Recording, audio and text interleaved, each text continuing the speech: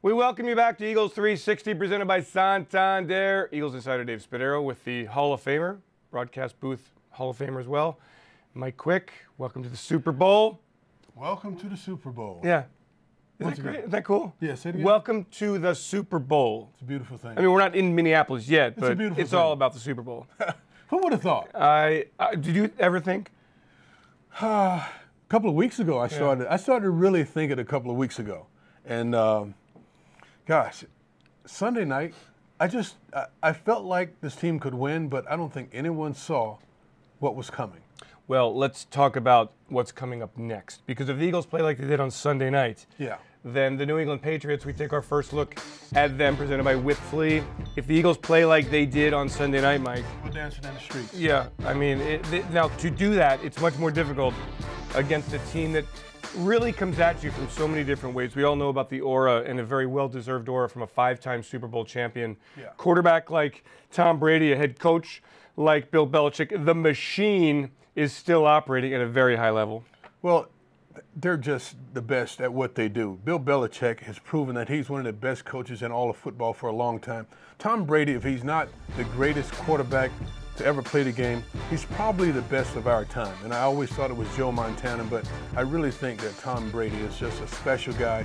And it's not so much the people around him, it's really him that really makes this thing work, because you look over the years and the different people that he's had playing the receiver or the skilled positions, and he's been able to make it work with all these different people. But you put those same people on any other team, and they're just mediocre guys. Yeah, I wonder what Jim Schwartz is trying to concoct in this period of time as they put the game plan together. Because let's be honest, Brady's not going to be surprised by anything he sees. No. He's going to make adjustments to everything. So what do you do if you're the defense here? How do you play this? The main thing is, and it really gets down to the basics, you win the line of scrimmage. And that's where the Eagles have to be able to win on both sides of the ball. But I think it's most important that the two inside guys, and sometimes maybe even a linebacker, you're pushing the pocket, you're breaking down the pocket. Because when Tom Brady can't step up in the pocket, and when he doesn't have that room to step forward and throw the ball, then he has issues. When he's got to slide, when he's got to delay and try and create time, extend the play, that is when things break down for him. So I think it's imperative that Fletcher Cox, Timmy Jernigan, and those guys in the middle push the pocket and take advantage of the guards. I think this offensive line of the Patriots, they're not very good. Tom Brady can help to make them look good, the way he gets rid of the ball quickly, or the way he sees things and is able to get them out of a bad situation. But to me, that is the Achilles heel of this offense for the Patriots, that offensive line. Yeah, and I saw them in a Monday night game this year against the Miami Dolphins, and the Dolphins won the game by dominating the line of scrimmage. And I thought at that time, boy, you know, if the Eagles ever played the Patriots, this would be a good matchup for the Eagles from that standpoint, because the strength of this team is at the line of scrimmage and on the defensive side of the ball, as we've seen. They keep coming at you, coming at you. Now, what about the matchups in the secondary, Mike, with the Eagles secondary against an underwhelming names, but, you know, look, they've got weapons in Amendola, who continues to make great plays. Brandon Cooks, who's got the speed. Gronk is obviously a very difficult matchup. How do the Eagles match up there? Difficult. I think it's very difficult. But to me, it really gets back to getting to the quarterback. But Gronk, he's going to be a problem.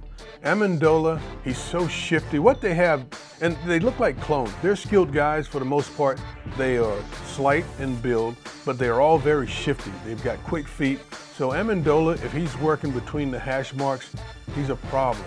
So I think when you've got a guy like Patrick Robinson that's working in that area, he can match up with him. But still, Tom Brady has the ability to throw guys like that open. Gronk is a mismatch because of his size, because of his speed. It's hard to really match up with Gronk. So that's going to be a big challenge for Malcolm Jenkins, or however Jim Schwartz chooses to deploy his guys to try and slow down that offense. Super Bowl 39, it was Deion Branch who wrecked the Eagles defense. I wonder, in your opinion, Mike, is Tom Brady better now than he was in the 2005 Super Bowl? In some ways, he is better. I think he's smarter. He understands everything that's going on the field, and he's able to make adjustments. And as I said, he'll make his offensive line look good because he's not going to take sacks. He's going to make sure, even if a guy goes free, that he's able to get rid of the ball in an area of a receiver rather than taking a sack and put that on the offensive line. On the other side of the ball, Mike, the Eagles' offense has been so good, particularly on Sunday night against the Minnesota Vikings. Yeah. They've kept Nick Foles clean. They've given him a chance to throw the football. The skill position people have been outstanding. Alshon Jeffrey and Nelson Aguilar and Torrey Smith. The running game has done enough. They've worked the screen game. And against New England, it's not about the personnel. It is about the X's and the O's and the way they disguise things. Dave, this team has added an element. And if you look at what they did Sunday night, not just the horizontal passing game, but they started to stretch the field. And Nick Foles throwing the ball vertically down the field. So that's a whole new challenge for the New England Patriots that they really haven't seen from this team, that vertical passing game. So now you add that element to the things that they're doing already. I thought that Doug Peterson did a great job in game planning for Minnesota. And with 2 weeks to prepare for the New England Patriots, I'm expecting a great game plan, and I think all season long he's done one heck of a job in calling plays in game. Great. So that I think bodes well for this team going up to Minnesota and playing New England Patriots. And it's interesting, the Patriots really haven't been all that impressive in the playoffs here. They beat up on a Tennessee team after trailing early. They came from behind to beat Jacksonville on Sunday. Some of the numbers here. Patriots are converting 48% of their third downs throughout the preseason. The Eagles allowing only a 38% conversion rate, so that's key for the Eagles. Get off the field on third downs. New England only 73.5 yards rushing per game in the postseason, so they don't scare you. Yeah, because Tom Brady will throw the ball 50 times. Yeah, that's not in that issue. Short intermediate area. Right. Yeah, and it is almost like giving a handoff. A long handoff is what it really is. He's throwing the ball these little short dink and dunk passes and trying to get his skilled guys to make you miss and get downfield. And the Eagles' offense has been great on third downs. Sunday, again, 10 of 14 conversions against a Vikings team that had allowed only 25% conversion rate on third downs all season. They were the best in football. Remarkable. And on third downs, and the Eagles took them apart on third downs. And an even bigger stat was the Eagles were perfect in the red zone. They scored in red zone twice. They scored 2 touchdowns in the red zone.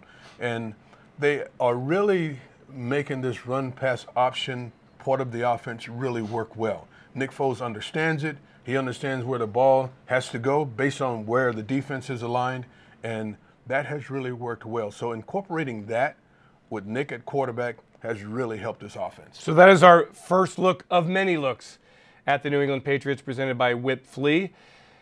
15-3 Eagles, 15-3 Patriots. Here we go again. 13 years later, the Eagles and the Patriots in the Super Bowl. More to get to here on Eagles 360, presented by Santander. When we return, a progress report. Ike Reese and Mike Quick looking at left tackle Halapalavati Vaitai, certainly one of the unsung heroes of this postseason march.